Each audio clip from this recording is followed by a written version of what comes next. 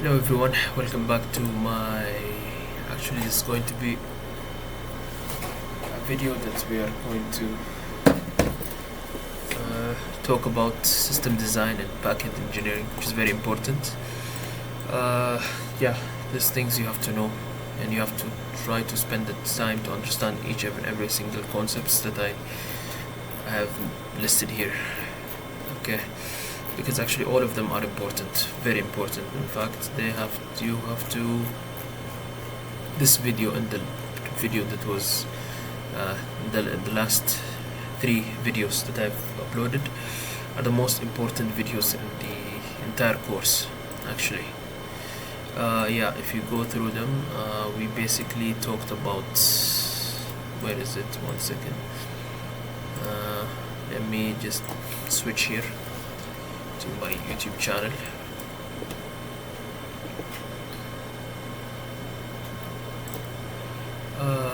Switch account, this one. So actually you are supposed to, this is the full stack validation. Always validate on the server too. HTML validation. Not this one. We have to actually I didn't add it on the playlist, so I will add it on the playlist. Just go to videos here. You see the topics here. I mentioned yeah, this one too, and I will upload one video, okay, about security, and these 3 videos are actually very important for system design and scaling. The first one we talked about pagination and filtering, which are how it's implemented in big applications. This one you have to go through it, and yeah, also this one is important because we talked about authentication, like how we can implement authentication in our system using Clerk and Better Auth. This is important, and this one is actually very important because we talked about caching. It's one of the most important concepts in system design, right? And there is one more video that I'm going to upload, okay, it's about security, okay, how you can secure the application to make it production ready, okay. I'm going to add that one. And now today we're going to basically finalize everything, okay. Let me see, I've made a summarized version of the code here, so we're going to summarize everything, okay, and add some things like related to performance or optimization of your app, making it production ready. So we will talk about backend engineering concepts, like we'll talk about HTTP fundamentals, like API design, authentication, authorization. We'll talk about middlewares, validation, error handling. We'll talk about database optimization, like caching, sync, processing. We'll talk about scaling strategies, and many more. So just to make your code ready for production, because that's the whole point of the entire course. It's not about programming. You can find code anywhere, and you can use AI to generate code, but the main thing is about learning how to build scalable applications, okay, and securing it also. So we'll start with HTTP, okay. This one we can just increase the view here. So HTTP is the language of the web. The web runs on HTTP. Every front-end request, every inter-service API call, every third-party integration is HTTP conversion. You cannot build, debug, or web application without internalizing its source. So HTTP is stateless, and the client-side server model. The server has no memory of you between requests, okay. This is what it means by stateless. This is a deliberate design choice, not a limitation. Statelessness enables horizontal scaling. That means any server in a fleet can handle any request because no server-specific state exists. Okay, the client must therefore send all context it needs. authentication token, user preference with every single request. So think of your API server as a vending machine. Okay, each button press request is independent. The machine does not remember your last purchase. You provide money plus selection and authentication token plus payload every time. So that's the idea. Mental model. So request response message structure. We have an HTTP message is a plain text with a rigid structure like this one. Start line. Headers are just key value metadata pairs, okay, like this one. Content type is the application.json, and that's what they mean by headers. This is authorization header, bearer, token, and optional body, usually JSON for API. This is the body. Okay, 1 second. Yeah, this is the body. It's written on JSON format.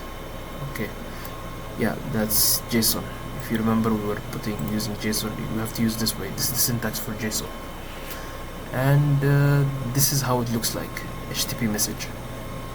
Okay, this is the host where we define the API the URL. Patch. This is the method. It can be get, it can be post, anything. This is the URL path. URL is the version of HTTP. Right. So let me just reduce this one more and one more here. Yeah. So here we have request response message we talked about. So HTTP methods as verbs. HTTP method communicates the intent of the request. Using the right method is not just a convention. It's a contract that the client proxies caches rely on. Okay, so these are the methods. We have get, post, put, patch, and delete. This is what we used until now, right? Get means we fetch a resource or a collection. Idempotent, yes. Idempotent means like when you use get method, you're just going to fetch the data. Every time you use the get method, you're going to get the same data, right? Nothing's going to change. So that's basically it means idempotent. It has a body, no body, right? You don't pass anything to get. You're asking the server for the data. Post creates a new resource or custom action. Okay, post means adding new data to the body. It has body. It's not idempotent, right? And calling an operation n times has the same result as calling it once. This is what it means by idempotent. So for example here, get, I can call user 123 100 times, still return the same user, no side effect. Post orders, call twice creates two separate orders, not idempotent, right? Yeah, so this is basically what we mean by idempotent. You can create post again and again, still is going to add again and again, right? So idempotent. Put is just to replace the entire resources. It's idempotent, right? It has body. Of course you have to pass body, right? But the thing we need to remember is we use patch to allow partial updates of resources. Prefer this one. Always prefer patch in production environment. Don't use put because put means you want to replace the entire resources, which is usually not the requirement in the production, right? Delete, remove the resources. So this is what we need to understand here. And status codes are basically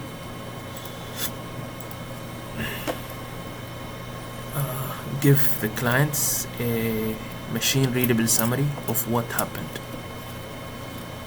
Okay, so use them semantically. Never return to 100 for error. These are status codes. If you remember, whenever we try to fetch any data from the server, we're using get, for example. If it's successful, we get to 100. Okay, right? This means successful. Okay, succeeded and has a body. Yeah, this is successful.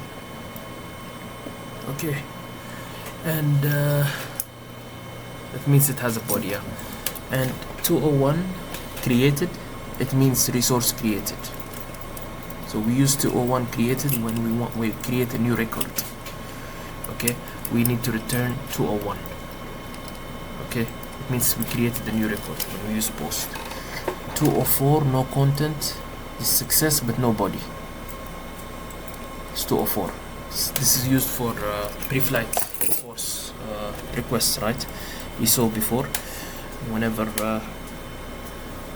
delete succeeded, nothing returned. Okay, so 400 bad requests means that client sent bad data. Okay, the client sent bad data. Okay, so yeah, let's say we are using input validation, right? We're validating the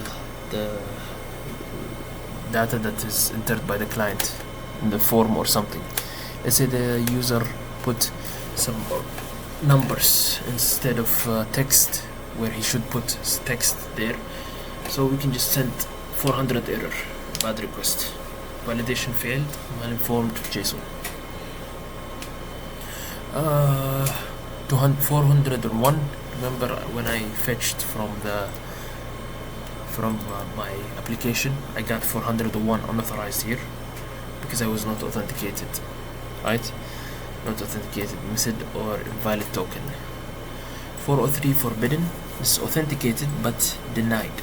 That means token valid but user lacks permission, right? Let's say I'm authenticated, but I don't have permission to access this resource. We get 403, right? 404 not found is just resource doesn't exist. ID is not in the database. Okay, we return 404 if ID is not inside the database. And 409 means state conflict. For example, let's say we set emails to be unique, right? We want all the emails inside our database to be unique, right? So let's say the user tried to sign up again. Okay, inside a specific application using the same email to register again. So what happens is now it should return duplicate email or duplicate whatever. It doesn't have to be email, it can be items also. It's going to return 409 conflict. Okay, 429 too many requests. This is rate limited. We've seen this also. Client exceeded the requested threshold. Okay, 500 internal server error. This is the server bug, unhandled exception, log details, whatever. So basically this is it. You see what we did here? We are sending 204 here. When we delete, 204 is used in delete also. 201 when we create, we have to return 201. And if we don't have a specific user, we can return 404, single user, right? This is the difference between when we want single anything, post or whatever, we can return 404. But if we are trying to get like a list of users, we shouldn't use 404. Okay, you still should return 200 and return an empty array. You have to always use HTTP methods and status code semantically. This creates predictable contract any client can rely on, front or terminal. So API design. So your API is the contract between your backend and everything that consumes it. Properly designed API is confusing, brittle, and leads to bugs that takes days to track down. Think of it like a public interface. So resources are noun, actions are HTTP verbs, leads to bugs that take days to track down. Think of it like, okay, whatever, look. URL paths represents resources, yes, not actions. The verb lives inside the HTTP method. So here we need to understand about get here. You see this one? You can see the URL and I can know that what we are trying to do is get a single user, right? Whose ID is this one. No, this is wrong. You see why? Because we're using question mark here. We shouldn't use inconsistent style. No, not that. Actually, this is the right way. Noun in URLs, verbs are for HTTP methods. Okay. We use noun in URLs. Okay, and yeah, like this one. Yeah, we don't use get user by ID. No need to do that. We can just type users here, right? /123. That's it. You don't need to put all these details. Create new order. You can just type orders here. You don't need to say create new order because we have posts, right? It's clear. Delete, same thing here. You can just use user. This is just a naming convention. Resource hierarchy and nesting. Use / to express ownership relationship between resources. And keep nesting to maximum of 2 level deep to avoid unwieldy URLs. Like this one, list all the users, and this one, get users by 1 to 3.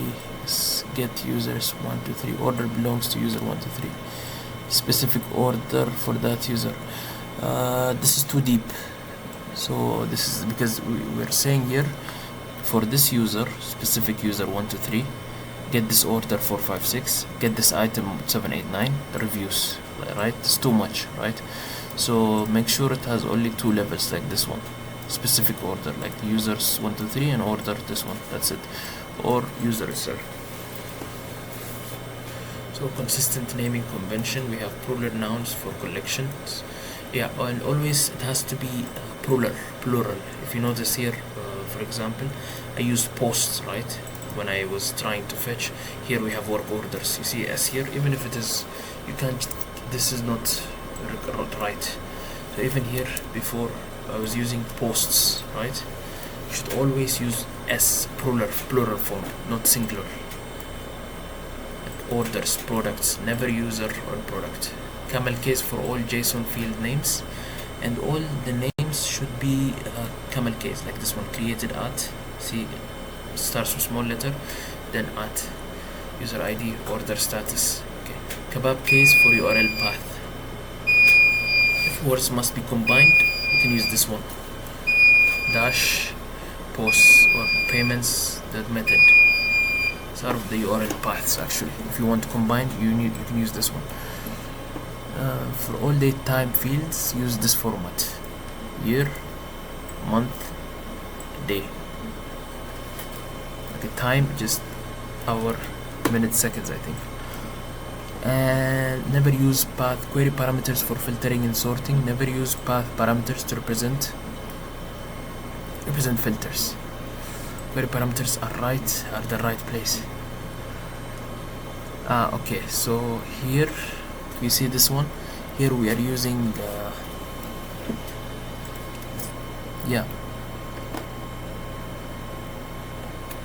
yeah, filtering and sorting and validation. Here we've talked about it in the previous course,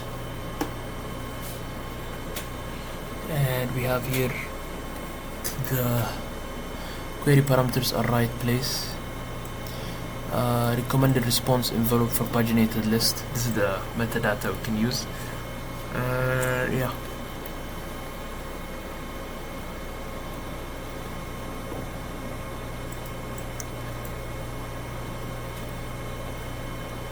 Sensible. Always version your API from day one. When you introduce breaking changes, create a new version and keep the old running for existing clients. Okay, like API versioning is just adding v1 here. For example, here I add v1, right? I add v2 here. So original pointer never. Yeah. So basically, design the API before writing any code. Okay, use a tool like Postman or Insomnia to mock response. How would the front end engineer use this endpoint? Answering the what and why before how saves hour of refactoring.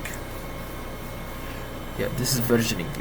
We can add versions to our API. Like here, for example, if you notice here posts, right? I can just create one here. I can put version 1. I can just put route.ts and version 1, and when I call it, I'm just going to use this one. Let's say I'll leave it. Let's say later I made any changes on the route. Okay, I don't want to change the main API because old system are still using this old version 1 API, right? So all I have to do is create a new version here, a new version here, and make it version 2. Okay, and create a new route for version 2. So both, or everyone can use it. So that's the idea of API versioning. And we have authentication and authorization. This is the gatekeeper. This is your application security parameters. Authentication establishes identity. Authorization establishes permission. Getting either wrong compromise every user. Yeah. So I think I've talked about this point in my previous session also in detail. So I don't want to go through it, but just see which one is better. We have two types: stateful sessions and stateless JWT. It's recommended to use stateful actually in production environment mostly. Okay, because session data, and use it with the Redis, so it's faster, and because the benefit is actually revocation. Revocation means, let's say I have 100 users logged in. Let's on my application. Okay, I can control their sessions. Actually, I have access to them from the database. Since this session is stored inside the database, I can access the sessions, and I can, like, let's say one user called me and he told me that his user was stolen, or someone he wants to change or remove his PC was stolen while he was logged in, or something like that, right? He wants me to revoke the session, logged in session. He's logged in somewhere, so I can revoke it from the database. I can just delete the session, right, if I want to, from the database or Redis or whatever, right? And stateful sessions. Okay, but in stateless JWTs, I can't do that. It's going to be hard. We have to wait for the token expiry.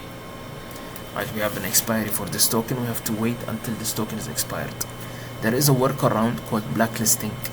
We can blacklist this token, and yeah, whenever, since the token is sent with every request, whenever it's going to check whether it's blacklisted or not. So, but it's going to be hard and complicated basically.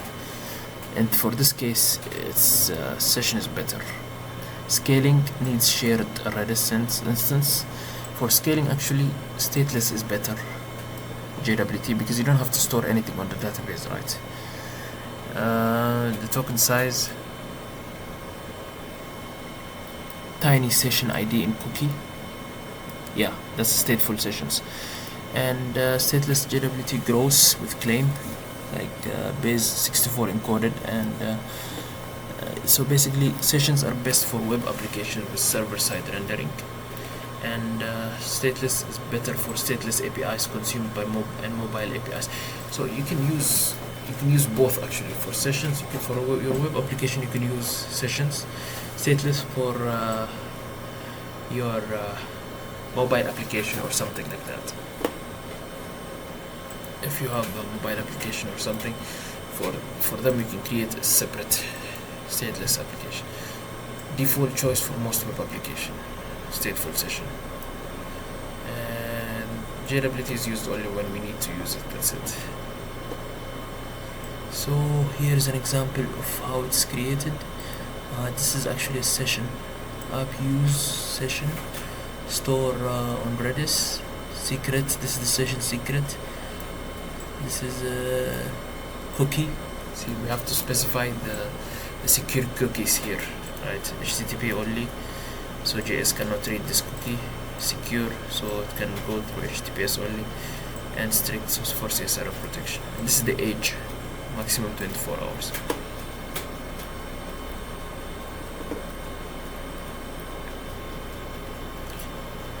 So for JWT, it is again, we've talked about this one before, so I don't want to go through it again and again.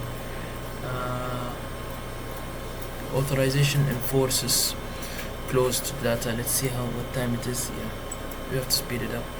Never trust the client to tell you what they can access. Okay, always derive permission from their secure authentication context, then enforce at the database query level. So this is important. Okay, never trust the client supplied ID. We are talking about this topic again, and because it's the #1 vulnerability actually available right now according to OWASP with authorization issues like this one. Always make sure when you fetch from the database you're using the user ID here from a verified session. Prefer stateful session, instant revocation, deleting session from Redis on logout or suspicious activity. Is a massive security and usability for authors. Enforce permission as close to the data as possible, ideally. So, separation of concerns. This is another topic that's very important. We have the 3-tier architecture. The architecture pattern is the single most effective way to keep code base maintainable, testable, and scalability. It's universal across all major framework and languages. Okay, so this is the idea of this one. We have 3 layers. We have the controller, the handler, okay, and we have the traffic. This is the traffic cop. Speak HTTP, parse input, validate, call service, format response. That's the handler's job. Handlers, when we say handlers, means the API handlers or anything. Okay, that's their job. Okay, use the method and use to do that. The service layer, this is the brains, business, where we write the business logic. Okay, orchestrate workflows, enforce rules, no HTTP knowledge. Okay, repository is the librarian. Basically speaks query, ORM query database, returns plain object, no business logic. So repository all component only talks to the database, like this one for example. This is a repository pattern. Okay, this is what's doing: export class user repository, async, find by ID. Okay, yeah, and return DB query, select all from user where ID is this. That's it. Okay, async, create data, create user identity. That's it. That's the job of the repository, right? Just talks with the database. That's it. It doesn't handle anything. Okay, and the service layer, how it calls the repository. Okay, see what it does. The service layer, here we put the business logic: async, register, email password, const existing, await this repo, find by email. You see this one, repo dot find by email. We just send the email to the repository, and here we convert we hash the password. Use bcrypt to hash the password before storing it again to the repository. This is a perfect example actually. Okay, and the controller is just only handles HTTP. You just do like this: app.post, async, request return, and this job is just to call the service, right? Yeah, await user service dot register email and password. That's it. So this is very important. The repository must never call the service. The service calls the repository. Okay, the service must never import from Express or know about request response, because this is handled by the controller or the handler, right?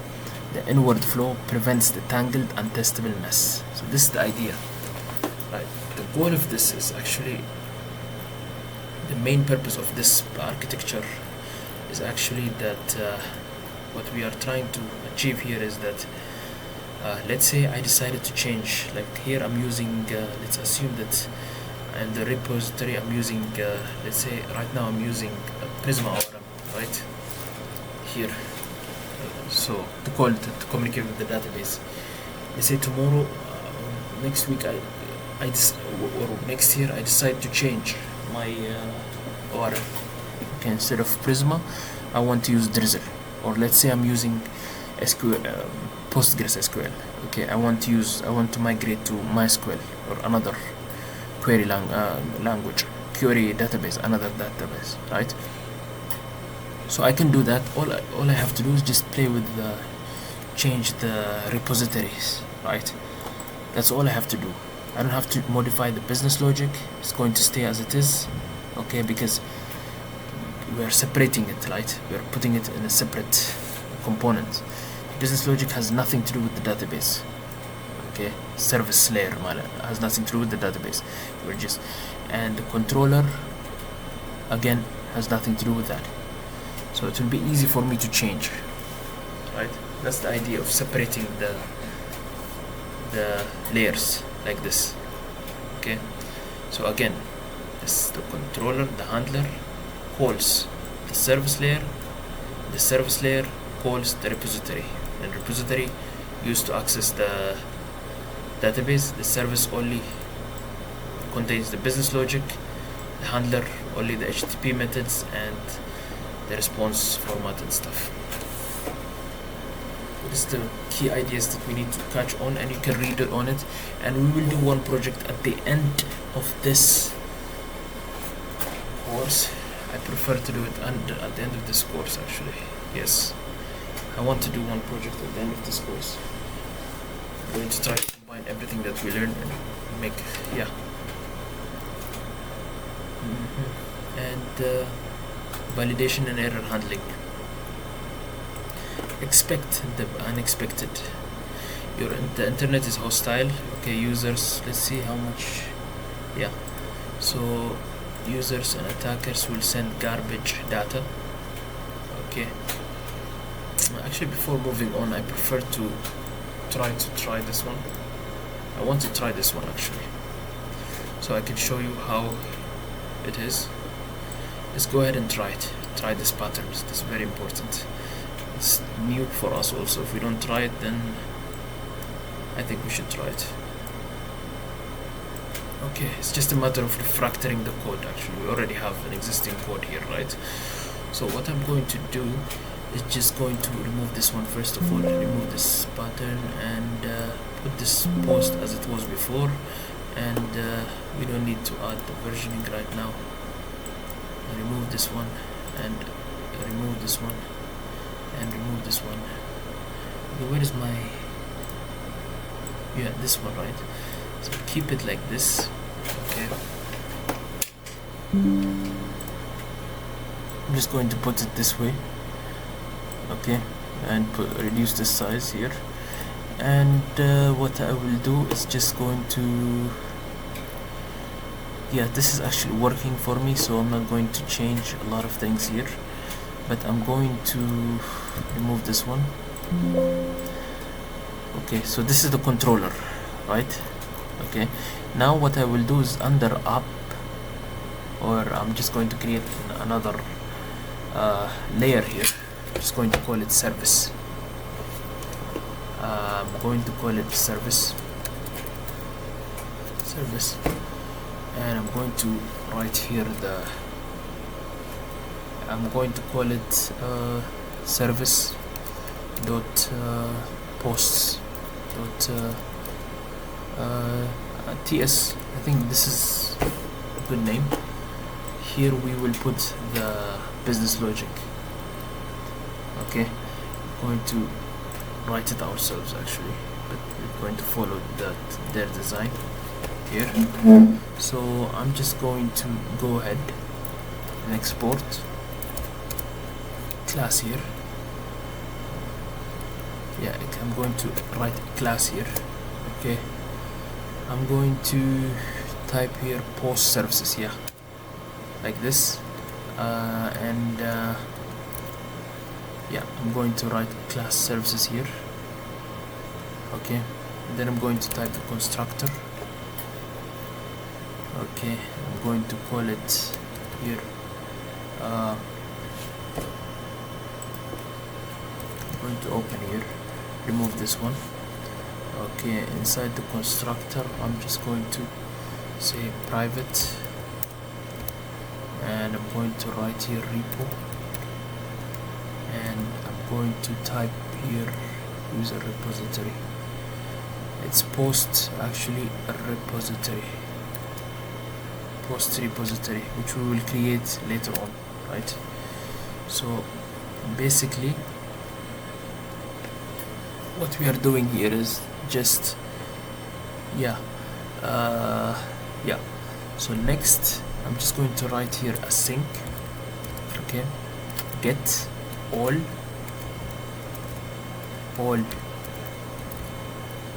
posts. Okay, it's just a function that I'm going to write inside repo. Okay, and yeah, and then return this dot repo dot get all posts. So that's about it. Okay,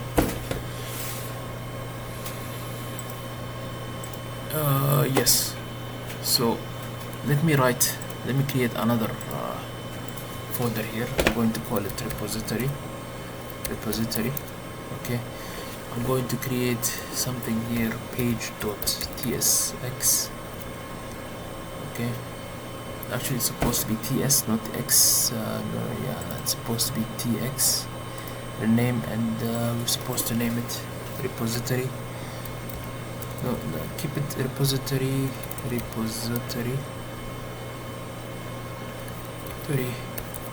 dot posts dot ts. Yeah, the name, I'm going to call it ts. Okay, so here what I will do is basically I'm going to export a class here, class. I'm going to call it post repository. Okay, I'm going to have a function here, get all posts. Okay, and here I'm just going to have a function. I'm going to have a function get all posts here, and I'm just going to return from this function. It's just going to go ahead and fetch from the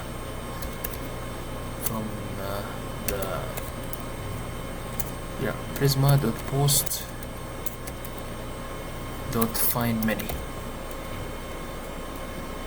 find many.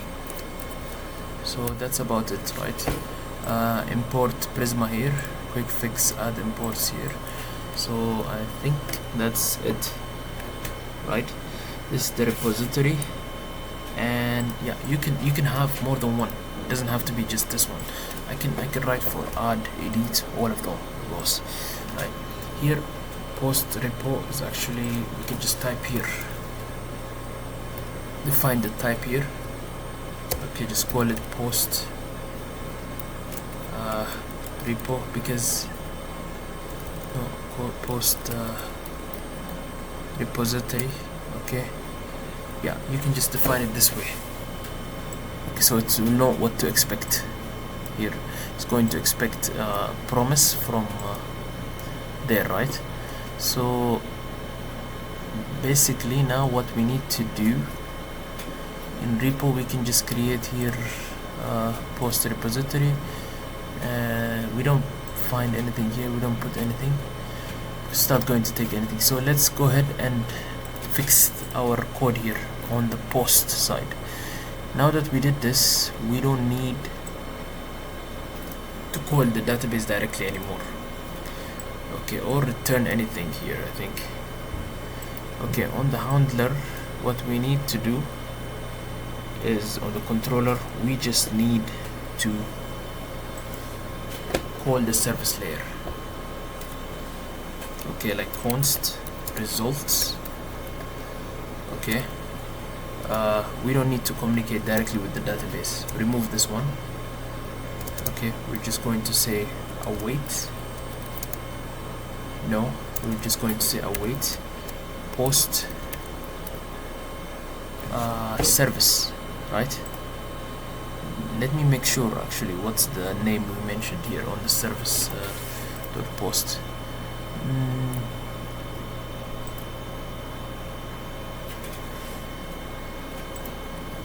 I think it was user dot service dot register. So here we used user service actually. Yeah, we used the class name here, and we mentioned, yeah, we can use the class name post service.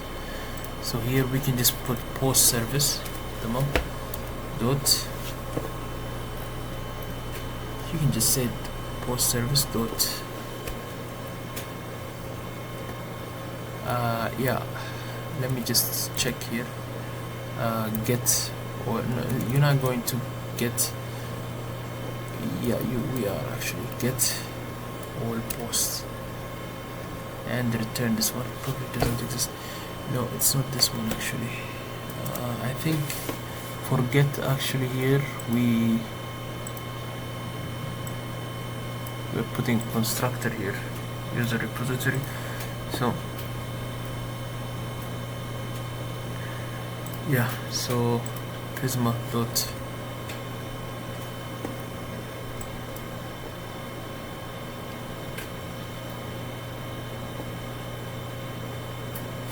yeah, okay, put this one. Okay, I don't think this is what we will do.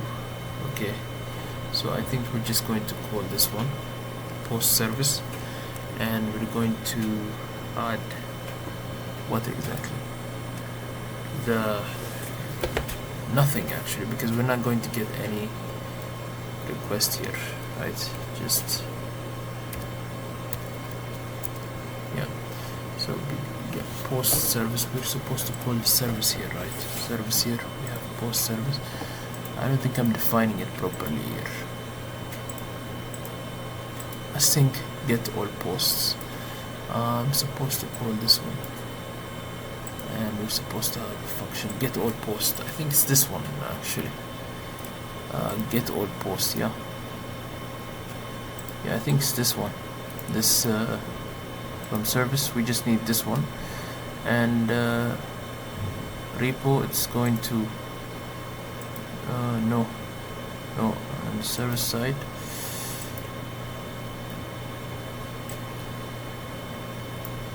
We can change this one actually. Make it, this is a function, right? Get post, so it should be able to, you should be able to type that one and get all posts here.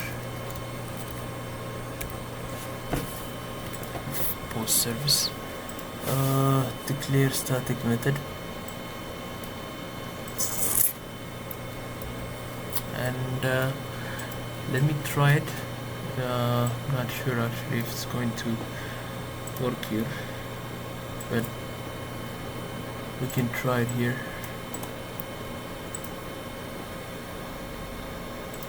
I'm getting an error because actually there is some issue here. 1 second, let me check it. Okay, I think now we can, yeah, regarding our code here, okay, now it's working, and yeah, so basically before showing you how it was fixed, we need to understand a few things about classes. Go back and read through our previous videos on JavaScript. I think I've talked about classes a little bit, but anyways, classes is a blueprint for creating objects with shared methods and properties. Okay, like for example, I can have, yeah, this is what we did. And constructors runs automatically when you create an instance with a new is a constructor. Let's say I have this one. Let's say I create this class now, okay, and whenever I do this one, const my car equals new dot car, okay, this triggers the constructor. Okay, new means it just creates an instance, a real object from the class blueprint. Okay, triggers a constructor. New car triggers constructor. Okay, car is a class name. New means create an instance, a new instance, and it's going to trigger this one, car created. That's it. So private means the property can only be used inside the class, not outside. So you cannot use like car.engine from outside, error outside class. Okay, private engine, this is only used inside the class. You cannot call it from outside. That's why we use private here. See, when you try to call car.engine, you're going to get an error, right? This is the purpose of private. The property can only be used inside the class. This refers to the current instance of the class. This means this car. It means this specific car object. Let's say the brand is Toyota. This object itself, the current instance of the class. So basically, this post repository directly calls the database. Here we use this. We said that the repo will call the database directly, and service receives the repository, okay, via a constructor, okay, delegates to it, right? So inside our service post service class, we've created a constructor here, right? And we call it we use private repo and post repository. It creates and assigns this dot repo in one line. So yeah, so it just basically means like this. So whenever I want to use it, I have to use this one, const repo, okay, equals to new post repository, and service new inject repo into service. I have to do this one. This is what we call my dependency injection. Okay, then only I can call it from the API. Service.get all paths. Service repo, then Prisma database. So this pattern is called dependency injection. Makes it easy to swap the database later without touching the service. You understand? You would just pass a different repository, okay, and it will work. So that's the idea. This is what we call dependency injection. This is why, yes, we use like this. Our code didn't work earlier because we didn't add this one. We have to inject the dependency to the repo. If we want to change, all we have to do is just change the repository, right? We don't have to touch the service.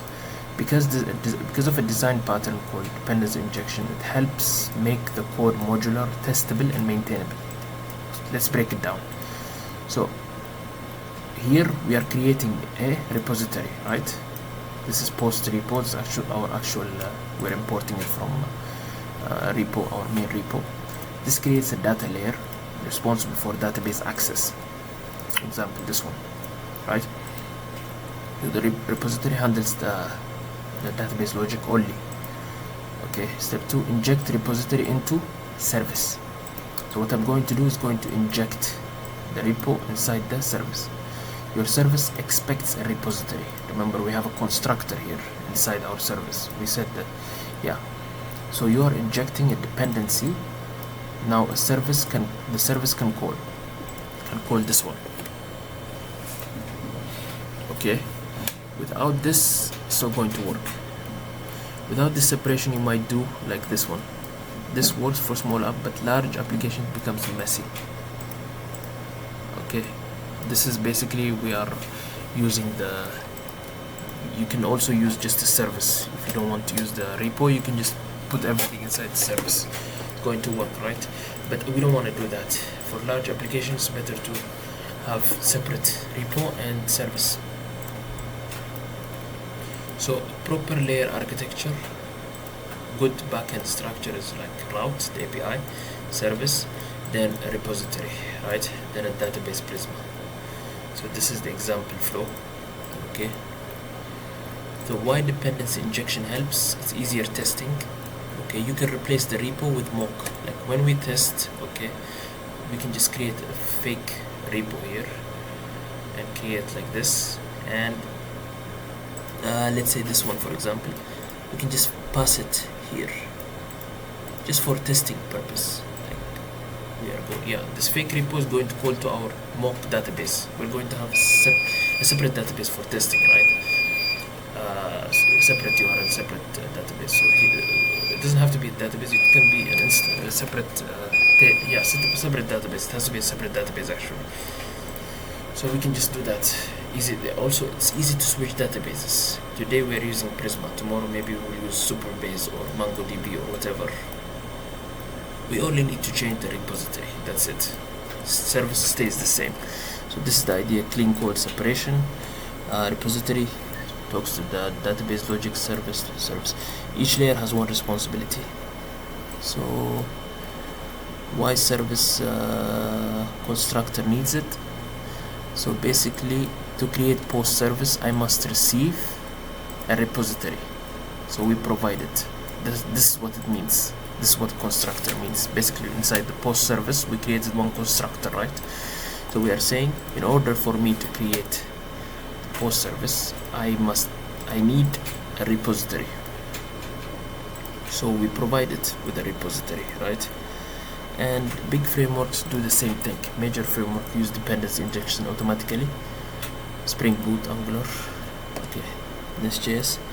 The framework injects it automatically. Sure that we use this one to inject the repository dependency into the service, allowing clean architecture testing and separation of concerns. So our code actually works because I tested it. Okay, this is what I did. I also created for delete here. I created the repository for delete, for create, and everything. And for service.post, I just added this one. Okay, the same thing here. For create, I just created here, and I used await this dot repo here. Dot repo. We are using dot repo because this is the repo that we received from there, right? We injected in the route handler in the API. We injected this one to the service, right? So it will run this one, and basically we're just going to get. So this is how it is done. This is how we can make this work, basically. Update get. This is actually from the service post. Yes. Get on post, return repo dot get on post. Yeah. So this is yeah. So let's continue. Yeah. Validation and error handling. Yeah. So validate at the doorstep. The very first thing your controller should do is validate all incoming data before it reaches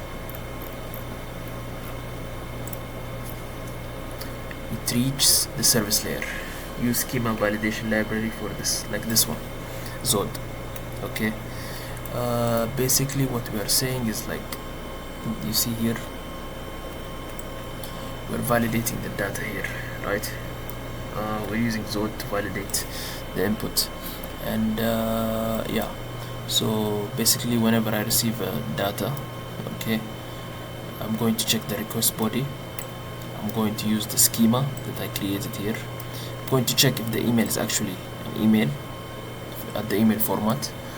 If it is not, I'm going to give them an error here, message here. If it is, the password is minimum 8 here and must be at least 8 characters, I'm going to give an error here. This is validation. We've talked about Zod validation. I don't want to repeat it actually. Global error handler. This is your application safety net, a single middleware that catches every error that bubbles up, maps it to the correct HTTP status code, and sends a consistent response.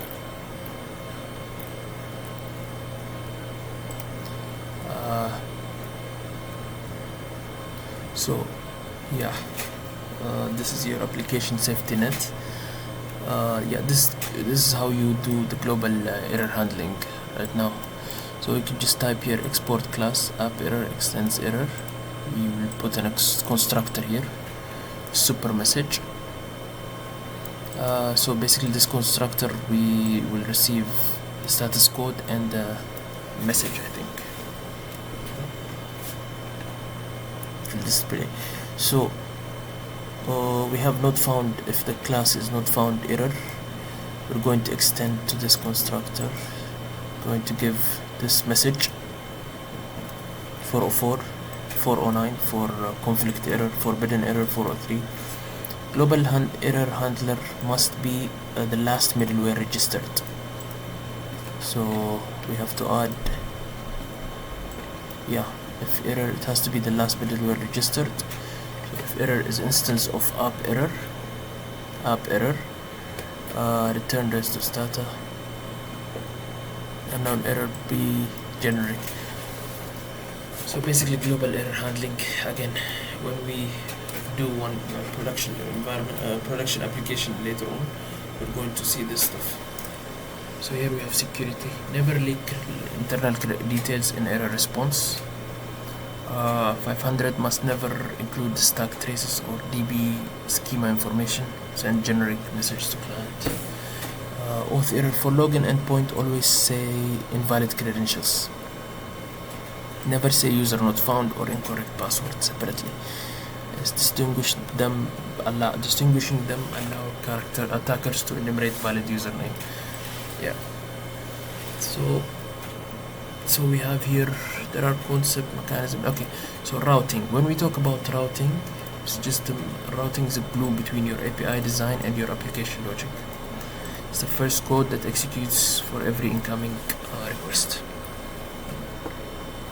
So here we have static route. This is the exact path match. So this is app.get health. Okay, and this is static route, right? Just a normal route, like slash API slash that post. That's it. Dynamic routes is like routes that we will put like ID here if we're going to use IDs or stuff.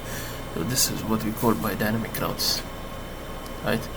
And query parameters, if you want to add query parameters, we can add here. Catch all route handlers for O4, like we've talked about this also. Nested routes and versioning. Again, we have, I believe we have talked about this. And nested routes, let's say, yeah, we've talked about this as well. Middleware, the request response pipeline. Middleware allows you to process every request before it hits your controller, every response before it's returned. The most powerful pattern for code reuse and across. This is like proxy.ts, if you remember, we've talked about it. It's the same thing, same idea.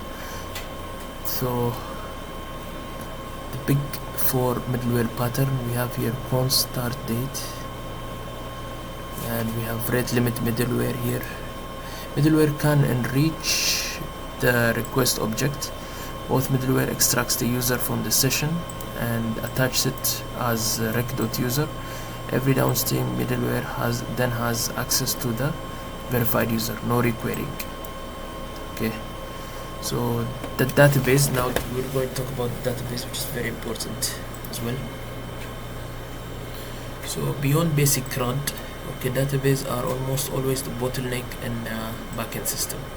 Understanding how to interact with them efficiently is a core performance skill.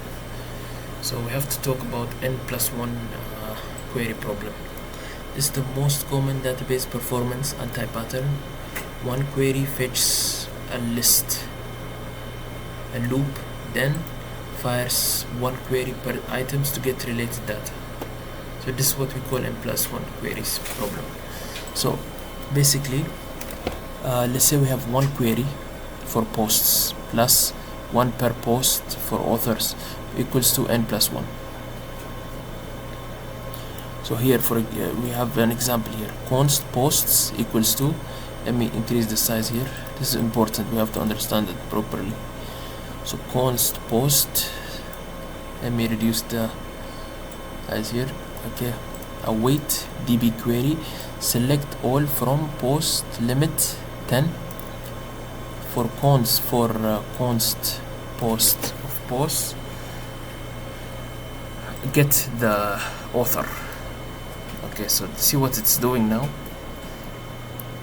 This is one query, okay,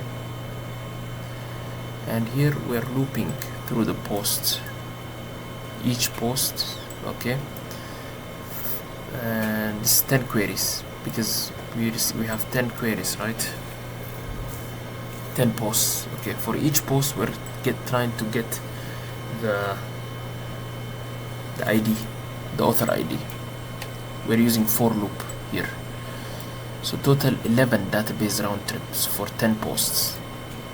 Okay, this is the issue of N+1 query problem. The solution to this is to use join. Fetches everything in one query. That's why join is best. So it fetches everything in one query instead of doing it separately. So here we use here const post equals to await db.query, select p dot asterisk, okay, comma, u dot name as author name, u avatar or author avatar, from posts p join users u on uid equals to p author id. So one database round trip.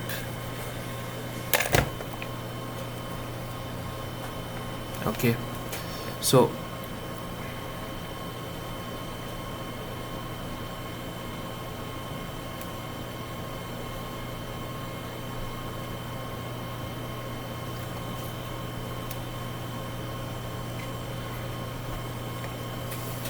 yeah, so basically what we are trying to do here is yeah, this is N+1 query. Okay, this is an important pattern. I think we should actually try to understand it. Okay, we are taking the users, okay, from you on user ID, and where user ID is equals to author ID, basically join those two, join them. Okay,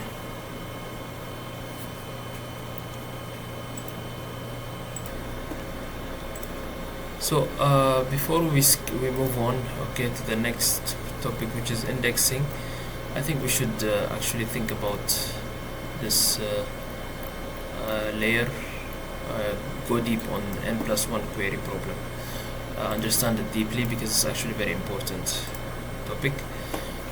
So we have here what is the detailed explanation. So let's say you have users and posts. Each user has many posts. Okay, we're defining it this way, like I'm putting here a user table here, and we've talked about this is basically, I'm saying user has one-to-many relationship with the post table. Okay, here as you can see I created a new field here, user ID, and what I will do is link this user ID with this ID. Okay, so to do that I'm going to go user here, this is the user, the table name here, and add relation fields and user ID, this one, and references to this is, I'm creating a foreign key basically between those two tables. So the idea is, this is the problem. Now what I can do is, this is the issue. First what I will do is I will fetch all the users here separately, then I'm going to do for loop here. Okay, for each user individually I'm going to call fetch the posts for each user separately using their user ID. Okay, this is an issue because it's going to generate a lot of requests like this. Query 1, select all from users, then query 2, select from user 1, fetch the posts from this user 1, then again fetch the post from this user 2, again 3. Imagine you have hundreds of users, 1000 users, then it means 1001 queries. Basically 1 plus n. The 1 is this one. Initially we're going to fetch all, right? For all, that's the 1. N is the number of users. Like let's say you have 1000 users, 1000 plus 1001 queries. This is the issue N+1 problem. So the correct solution with Prisma is like this. We can use include. Okay, Prisma solved this using eager loading. We call it include. So what we can do is like, only 2 queries instead of N+1. Huge improvement. Okay, so what it's doing is basically saying const user await Prisma user find many include posts true. So that's what we're saying. So what we're saying is fetch the user with their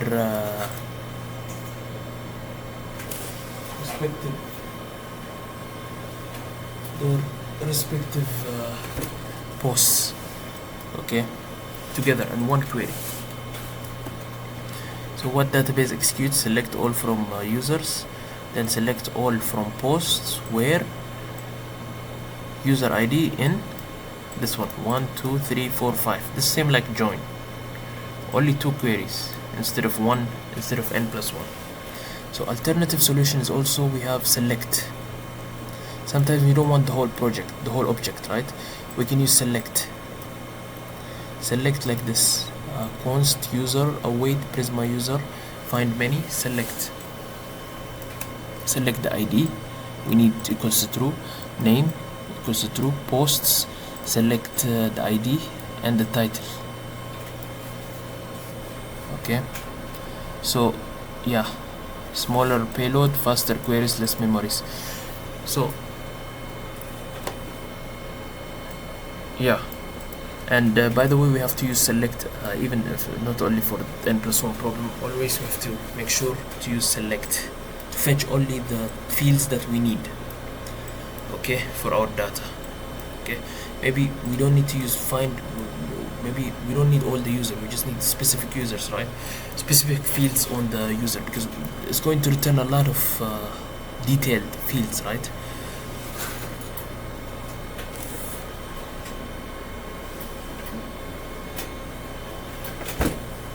That's the idea. And it will be smaller payload, faster queries, less memory. Another example here, we have posts and comments. So instead of fetching the posts first and using that to loop through each comment to fetch again for 100 posts, so you can just fix it using include. You can just include the comments equals to true. That's it. So that's N+1 query, an API. Real world example here we have here. This is a very common mistake because we're looping through the production pattern. Use nested relations like this. Include posts, okay, include comments equals to true. Okay, we have to use this way because actually posts is not we don't have it's just a foreign key relation, right? And we saw here comments is actually not in the user table, it's found inside the comments table, right? No, inside posts table. So if you go back here, you can see it here. So we're going to check the posts here. We're going to see the comments. It's going to be inside the posts here probably, okay, and that's basically the idea. Or we might have a separate table. So that's the idea. And when N+1 is hard to notice, it appears often in GraphQL resolvers. So this silently creates N+1. And how senior injection detected, PR query logging, repeated queries. You can use this way actually to check. Best practice to avoid N+1. Am I querying inside the loop? If yes, danger. Instead use include, select, in, group by, whatever. Batching. So we're talking about okay, I think we should continue our I hope N+1 query is clear. Index is primary read operation, okay, we use for without index full table scan on every query, slow at scale. Okay, select, for example, if you type select all from orders where user ID is 1 to 3, so Postgres is going to scan all the rows to find the matching user ID. Okay, this is what we call table scan, full scan, right? This is going to be slow. So if you make the user ID index, okay, so like this one, now the same query uses index scan instead of table scan, full table scan. It's going to do index scan. This is fast regardless of the table size. So it's going to, if you run this code, it's going to be faster than this. Okay, composite index for queries filtering on multiple columns. Let's say you're filtering using different columns like status and created at or something like that, right? User ID. So you can use composite index, okay, like order users status, okay, on user ID and status.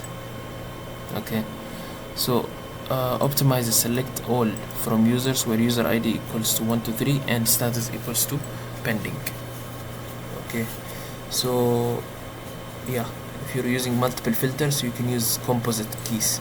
You can put them together. Trade-off: every insert update must also update, and delete must also update the index column you actually query on.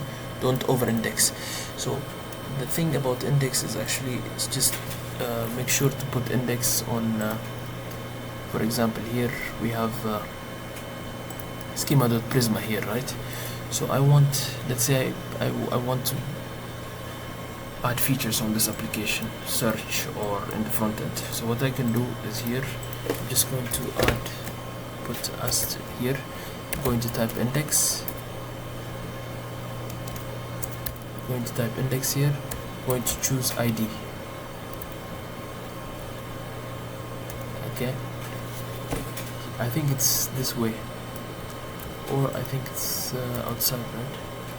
Not sure about the syntax, but we can put index here, or we can add it here actually. No, let's go ahead and check the documentation actually for Prisma, just to see how it is done. Prisma index, indexes in here, index for Prisma. Yeah, it's yeah, let's see how they're doing it. Index,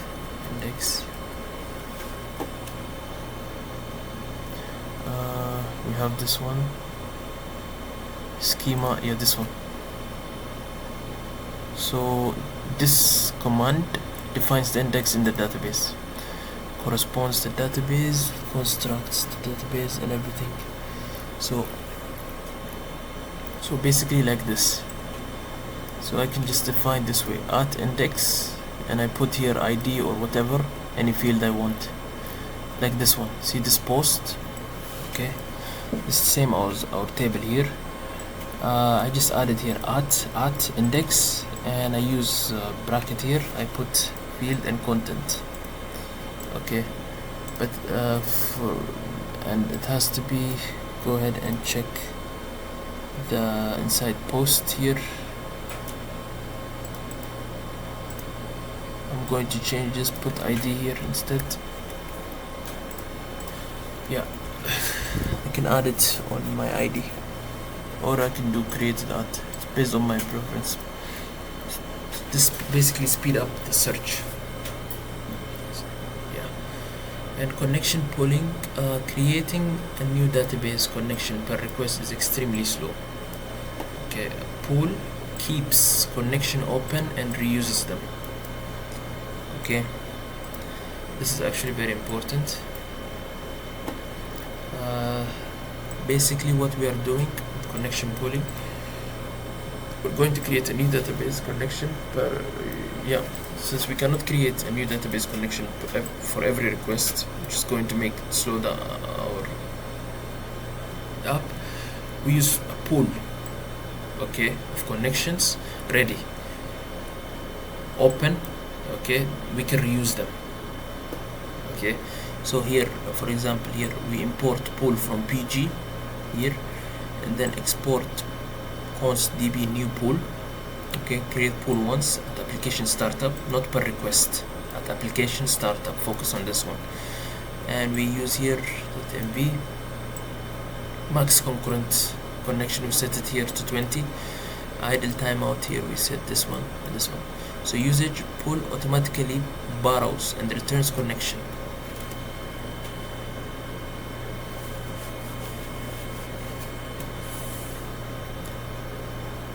So before moving on, actually I prefer to talk a little bit about connection pooling again.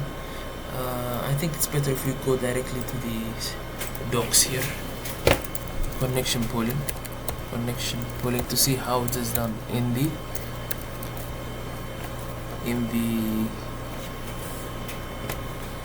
here. When you use a function as a service provider like NetFlight, it's beneficial to pull database connection for performance reasons. This is because every function verification, Postgres, which has built-in connection pooling to reduce Prisma client bundle size to avoid cold start. Connection management guides here we have here.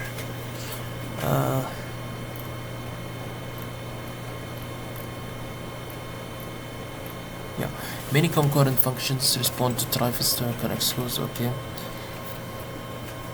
so basically instantiate Prisma client outside the handler, increase the chance of reuse. Okay, do not explicitly disconnect. You don't need to explicitly disconnect at the end of the function, as there is a possibility that the container might be reused. Opening a new connection takes time and slows down the function's use case. Okay, depending on your services, the number of services. Okay, optimizing the connection pool, and if Prisma client cannot obtain a connection from the pool before the adapters acquire timeout, you will see connection pool timeout exception in your log. Many users are accessing your app simultaneously. Send large of queries using this one. Pool size acquires timeout and other behavior confirmed per divider. See connection for each divider. Let's see the reference actually. Uses connection. Prisma client uses connection pool from the database driver or drive adapter to store manage Prisma item. Okay.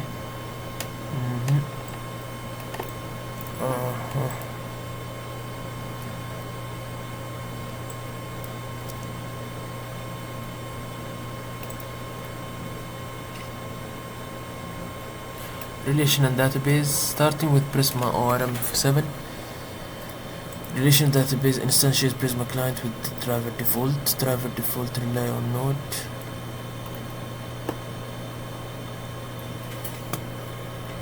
So the pool size, SQL Server, MongoDB, connection management.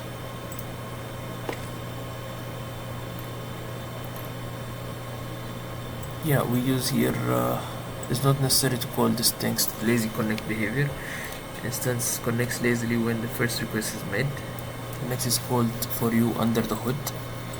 We don't need to call this one.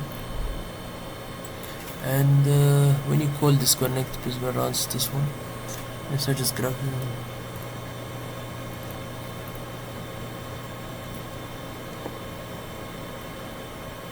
The following script creates a new instance of Prisma client. Okay, performs a task and then disconnects which closes the connection pool. So here I'm creating a new instance of Prisma client. Exit hook. So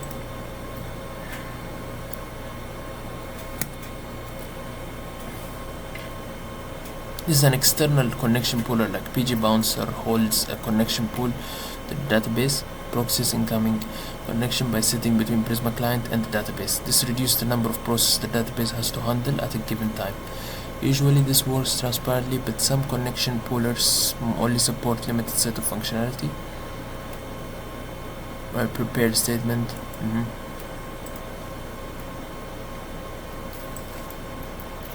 A PG bouncer is actually important.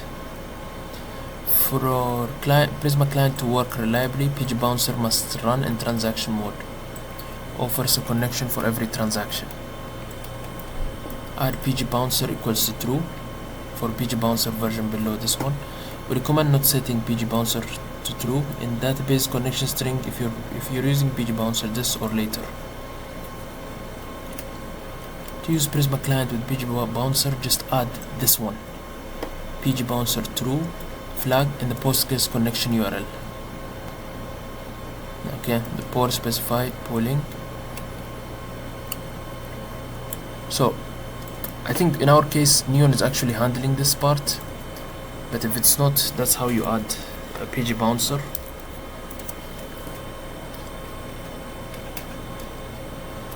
We can check here in our Neon database when we get an URL actually. Yeah, we got the connection, but not sure about PG bouncer here. How it's setting the connection pooling.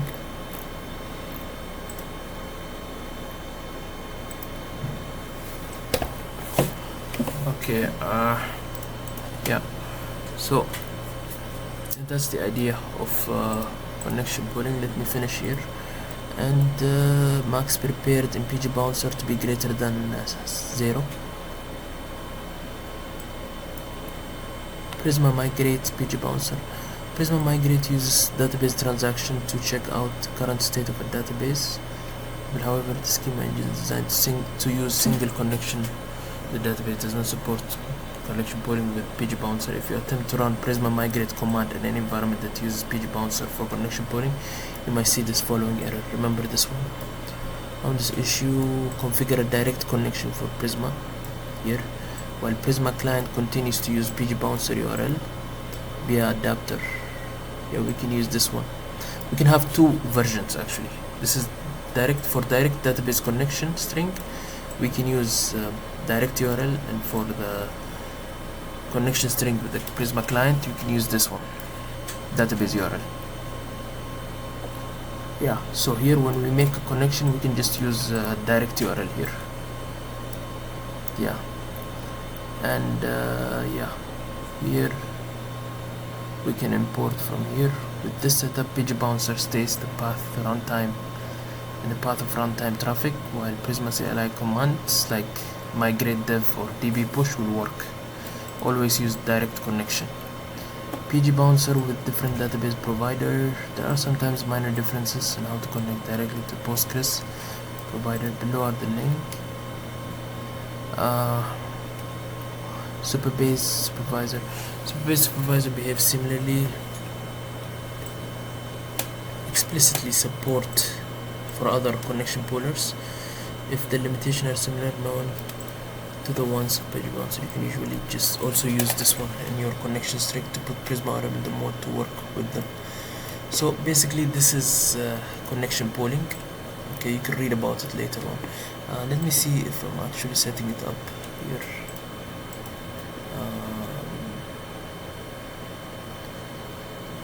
Okay, let me continue here. Caching, I think we've talked about caching before, but we didn't deep dive on this detailed terminologies. So caching stores the results of an expensive operation, so it can be reused. Okay, it can be reused instantly, reducing latency and database load for by order of magnitude. Okay, so basically, yeah. So file. So that's what caching is. Okay, so instead of every time you have to, whenever you want to fetch any data from the database, instead of every time going to the database to fetch it, okay, if you have caching set up, you don't have to go to the database. Okay, you will go to the database the first time, retrieve the data, cache the data, okay? And then the next time you go to try to fetch this data, you can fetch it from the cache itself, which is faster instead of going again and again to the database.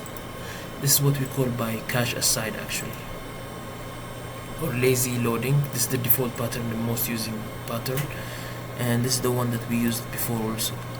So we just defined Redis here, and what we did is basically we check the cache first, right? Whenever a user tries to fetch the data from our website or application, we check the cache if the data exists. If cached already, this is what we call a terminology called cache hit.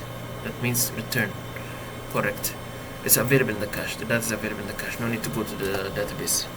Then we just return the cache data. That's it. We close. But if cache miss, which means it's not there in the the data is not available in the cache, then we just fetch from the database. That's all. So we fetch from the database, okay?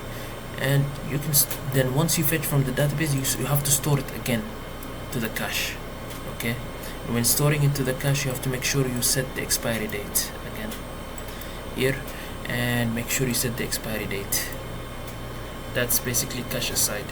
Cache invalidation is just basically deletes cache when data changes. That's what it means by cache invalidation. Right, let's say we have a data inside the cache, okay? Let's say suddenly I want to edit or delete. I deleted or I edited existing data in my application, okay? Now, if we don't, we have to remove the data from the cache, right? Because the data has been updated already. So what we can do is, whenever we make any change on this data, we have to invalidate the cache. That means remove, delete here, delete this user, remove stale data, so it doesn't keep fetching the old data. So TTL based invalidation, this automatic expiry, use when occasional, okay. So we have different strategy. The most used one we said is cache aside, check, miss, fetch, store.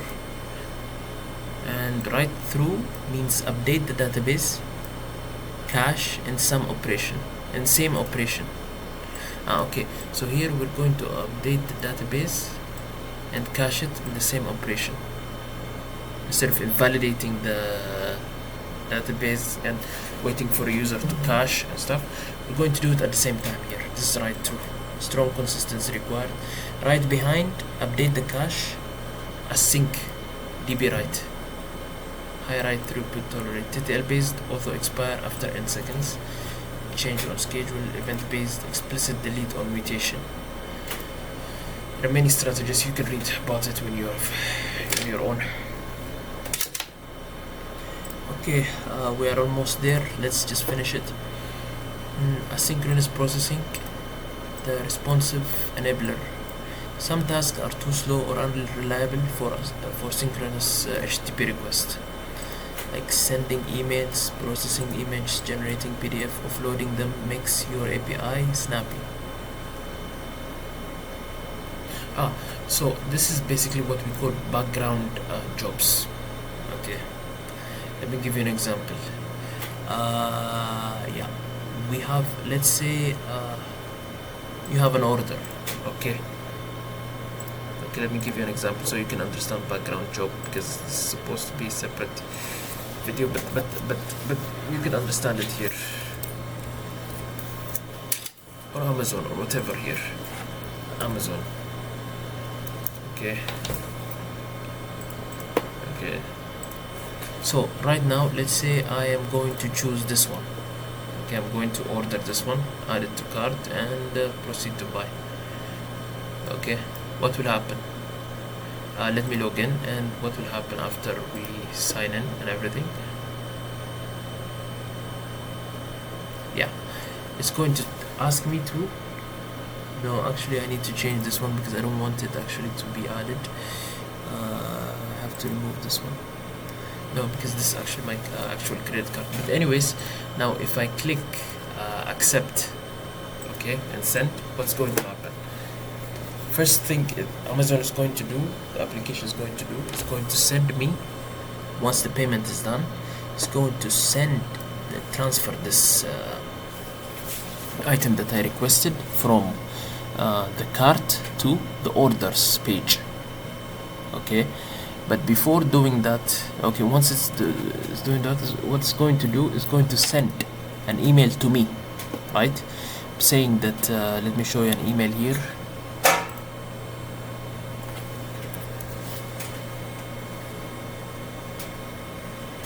Yeah, we have an email here.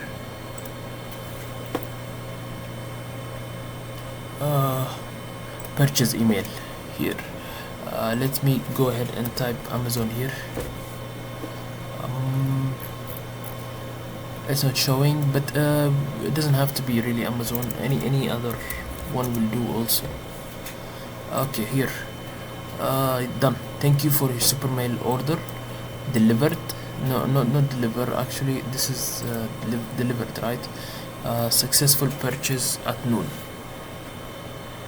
No, again, not this one, because yeah, whenever you make initially, whenever you make any request, you receive an email, right? Confirmation email, order confirmation email, right?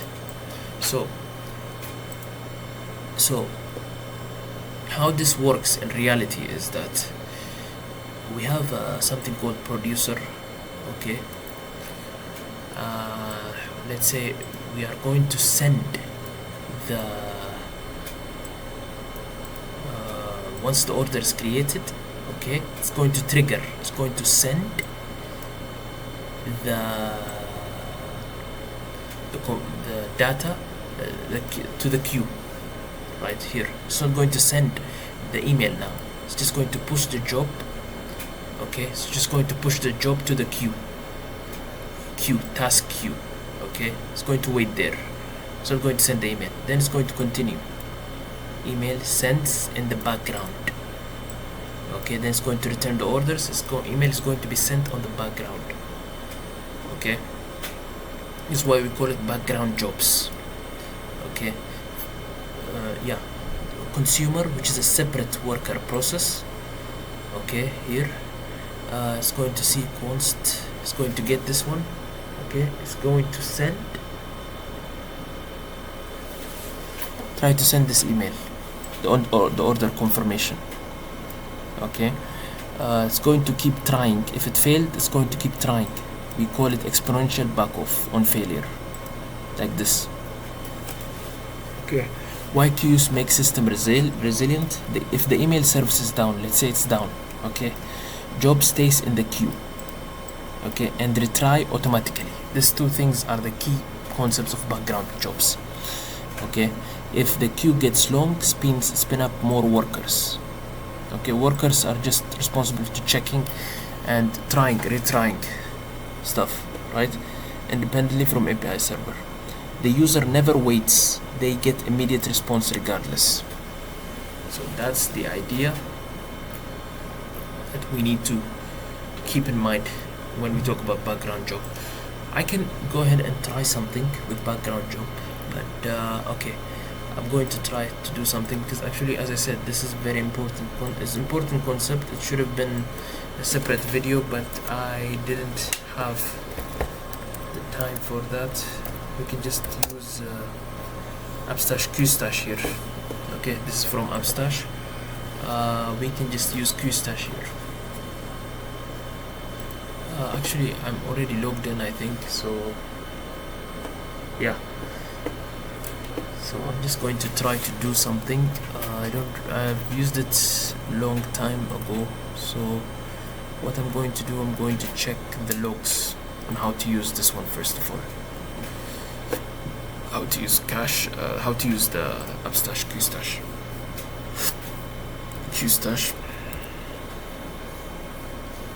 Yeah, let me, yeah, so basically we're going to retrieve information about the authenticated. I want to know more about QStash, but set qstash, getting started. Yeah, here, qstash. So qstash is a serverless messaging scheduling solution. It fits easily to your existing workflow, allows you to build, acts as a middleman between you and the API, guarantees delivery, performs automatic retries on failure. That's the idea of qstash. Okay, auto retries, delivery guaranteed, and stuff. So quick start, we have option here, Next.js, of course. Okay. The following endpoint could be used to upload an image and then asynchronously queue a processing task to optimize the image in the background. So once uploading is done, queue the image processing task. Okay.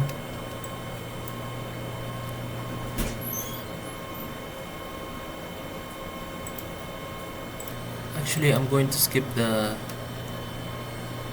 I'm not going to try this in practice because we don't have time for that, but just understand the concept and you can check the docs and do it on your own. So the last part is actually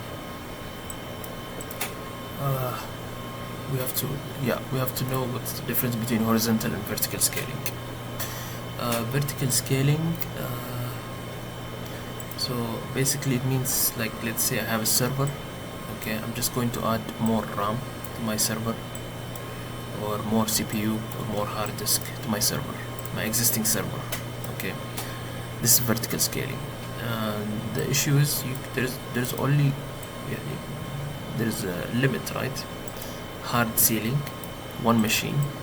Okay, you can only add as much as there is a limit, right? And it's low, nothing changes the complexity, and it's used when first response to load problems. Linear, bigger machine, and more.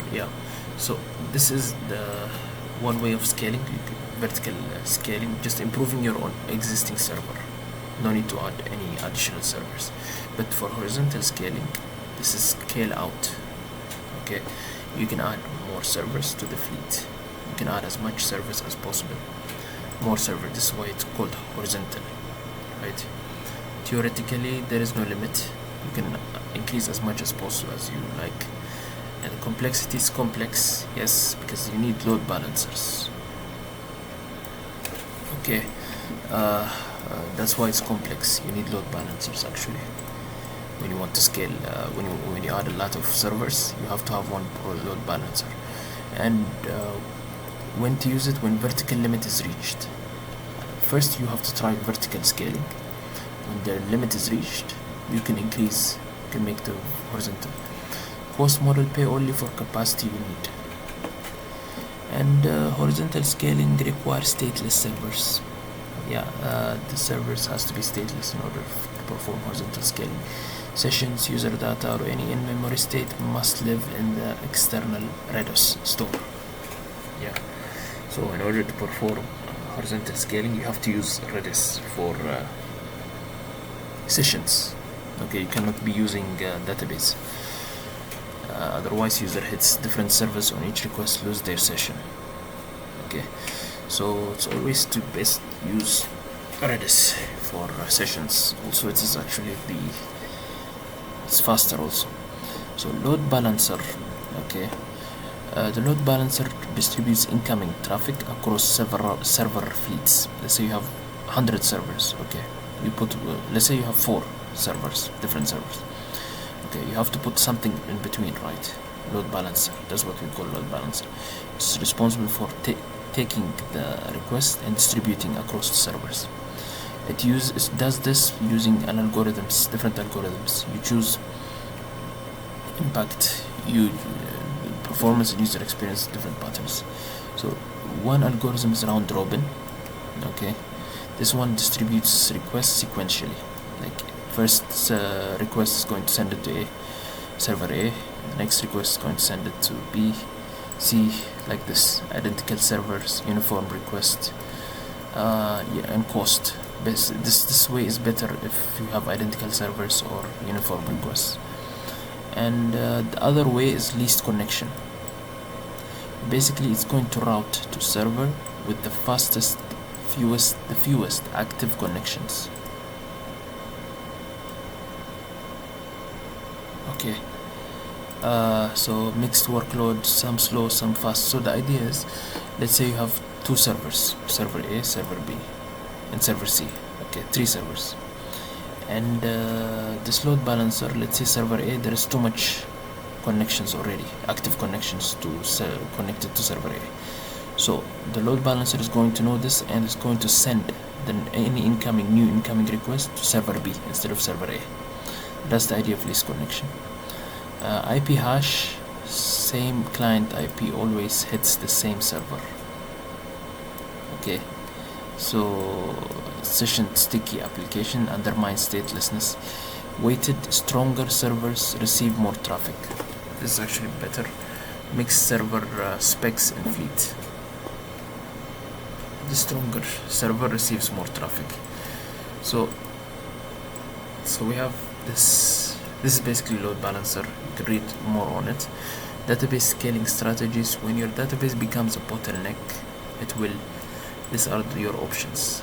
You can add read replicas. Okay, read replicas is like one primary that handles all write. Okay, one or more read only replicas handle select queries. That's it. That's their job. You will have databases, separate database that are their job is only to read. That's it. Most applications are read heavy, so 80%, 95% is read. This massively increased throughput. So basically, once primary equals to new pool, yeah. So read to go to replica. Okay, so that's the idea of read replica. So applications that are read heavy, you can have a separate database for read replica. Sharding is just splitting a single large table across multiple database server. Okay, splitting a large table. Let's say you have a large table, you just split it to multiple servers, database servers. Each server shard holds a subset of data. Complex but powerful for massive write scales. Okay, so that's the idea. It's two concepts that we need to know. And microservices, this is the industry talks about microservices constantly.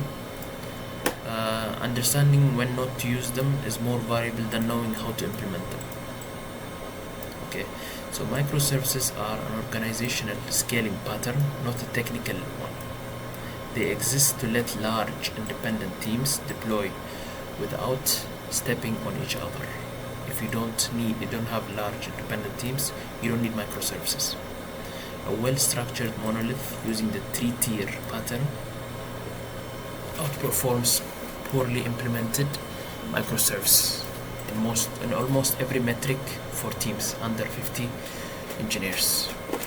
Okay, so you need to understand the difference between microservice and monolith. Monolith is what we have been doing until now, right? It's just one application, one database, that's it. Okay, we use 3-tier pattern, like controller, service, and repository, right? This pattern to separate it as much as possible. So this is a well-structured monolith. That's what we call a well-structured monolith. Okay, this is what we will use most of the time. But in case we have big teams, big application, large applications, we will change this to microservices. Okay, what's microservices? You will have multiple, each service will have their own database. Okay, each service will have its own database. Okay, and it will be separated. That's the main difference. So on a separate server, you see, independent. What you gain independent team deployment, per what you pay, the complexity, service discovery, inter-service network, per service scaling, distributed transactional, eventual consistency, technology choice by per service, significantly harder debugging and tracing, Isolated failure domain. Yeah, also it's good for failures. Like if one service fails, like others will keep working, right? So it's just going to be affected. The one that's affected is going to be the service. That's the idea. So this is the few concepts that we need to know. And observability is this understanding your running system. In production, you can't attach debuggers. Observability is how you understand your system's internal state from external output. Without it, debugging is guesswork. Okay, so until now we were using logging by console log, right? We just type console.log to display the errors on the console, and we're checking on the console here. We're seeing the error here, right? This is okay in development, but in production environment, we have to use timestamp records for discrete events. We have to use tools like Pino or Winston or data logs for logs, like this one. This is Pino, okay. This is actually the best. It's better to use this one. So instead of using console.log, now we can just use like this. We will say logger.info. We'll type the events, user ID and stuff. Easy to search also. This is what we call structured log. It's easy to search by user ID or request. Okay, so we have different levels of the log. We have debug, which is development noise, disable in production. Info, this is normal business event. User login, order created. Warn, unexpected but non-fatal. Deprecated API used, retry needed. Error, something broke and need attention. So we have graceful shutdown. Yeah, that's basically logging. When we talk about logging, this is what we mean. And metrics is actually aggregated numbers over time. Graphs basically.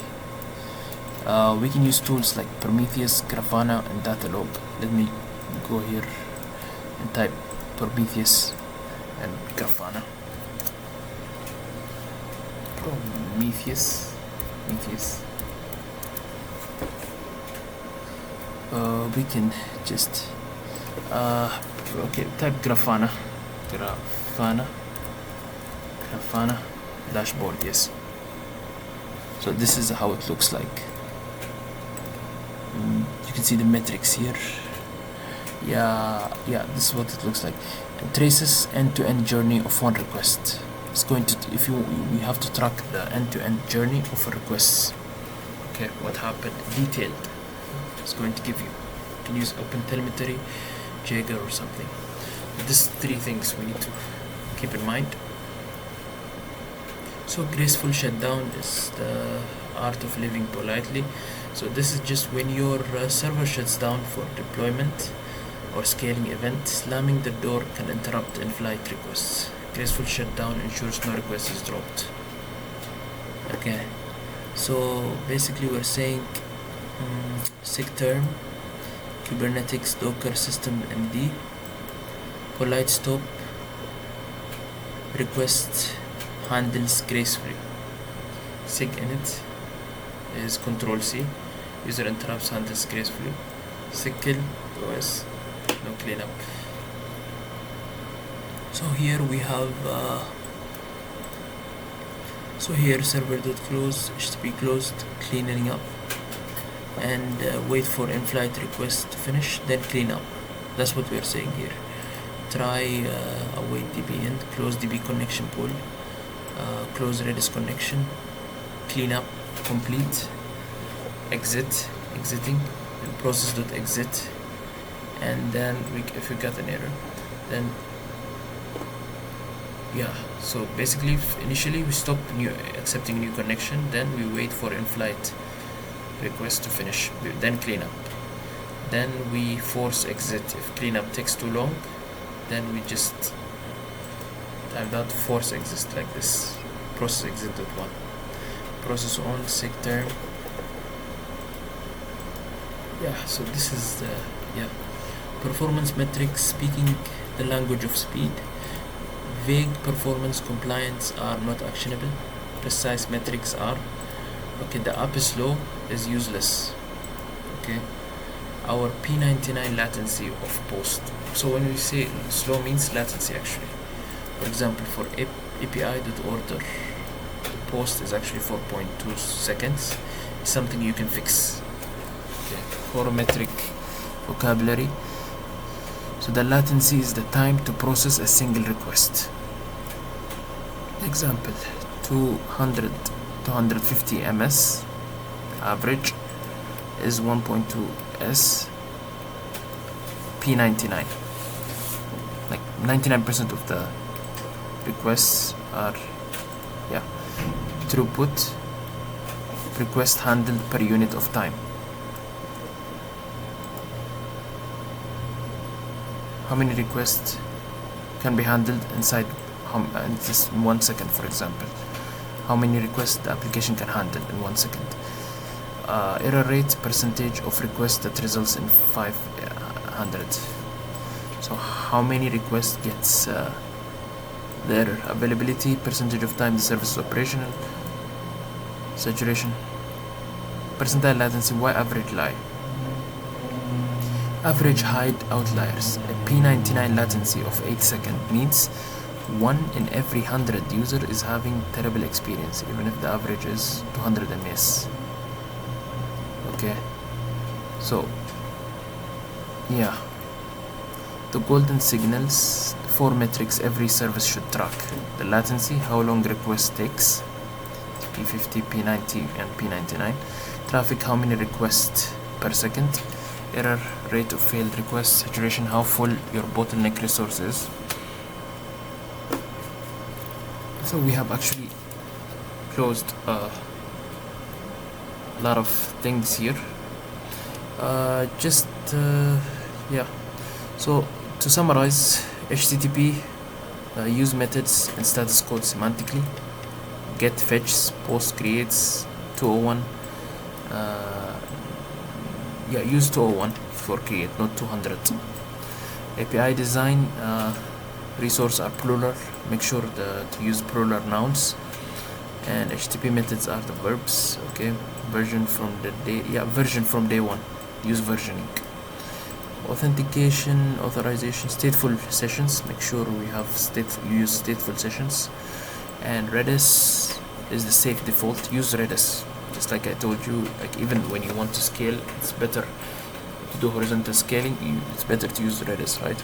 Enforce authorization at DB query level. Okay, and architecture, always follow the 3-tier pattern: controller, service and repository. The business logic only in service, DB logic only in repo. Validation, make sure you validate all the input at the controller. Use schema library like Zod, reject before the service layer sees it. Okay, so basically validation, we have to do it inside the controller. Okay, we have to validate it inside the controller before we move to the service layer. So global error handling is your safety net. Never leak traces, stack traces. Be vague with authentication errors. Routing, register catch all 404 last.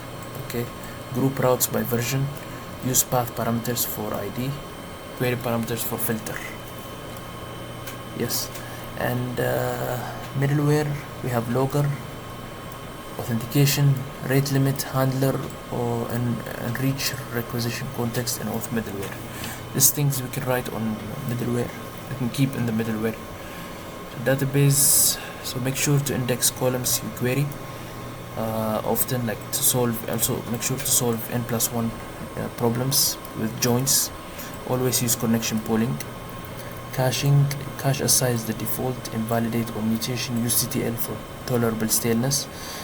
Asynchronous, slow task belongs in the queue. So any task that takes too much time, send it to the queue.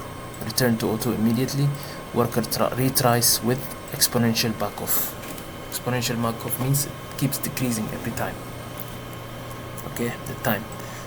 Scaling, try vertical first, then try horizontal when you hit the ceiling. Stateless servers are mandatory for horizontal scaling. Observability, use structured JSON logs, track P99 latency, error rates, throughput, iteration, traceability. Graceful should listen to sig terms, stop accepting. Okay, stop accepting new connection. Listen for sig terms, stop accepting for new connection, drain and flight, clean up resources, and force exit at 30 seconds. This is the idea of graceful shutdown. I think we have already covered everything, but we can just there is one more concept I think we should cover it because it's worth covering actually. It's important. It is related to the not indexing. Indexing we already did actually, we don't need to do that. And not this one also. I think it's about Postgres. I think it should be covered. It's about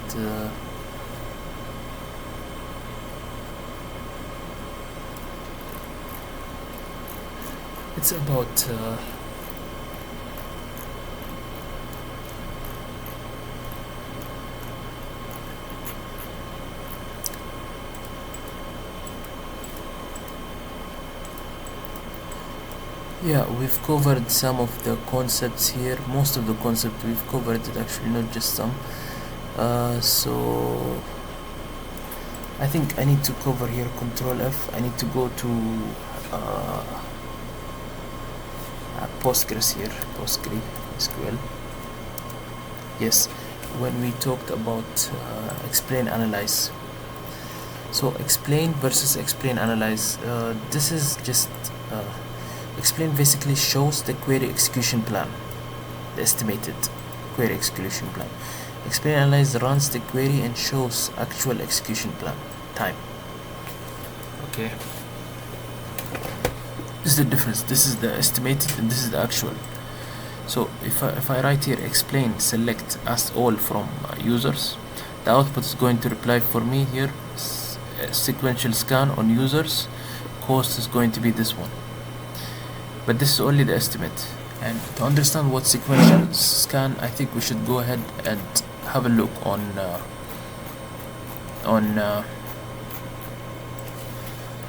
scans here, index scans here. Let me just have a look on the scans. Control F.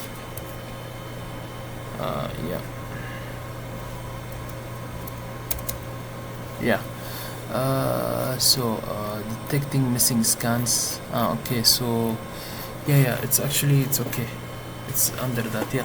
So here it's going to tell me sequential scan on user, this one, this is the estimate. Okay, and if I add analyze here, explain, analyze, select all from users, this is the total, the actual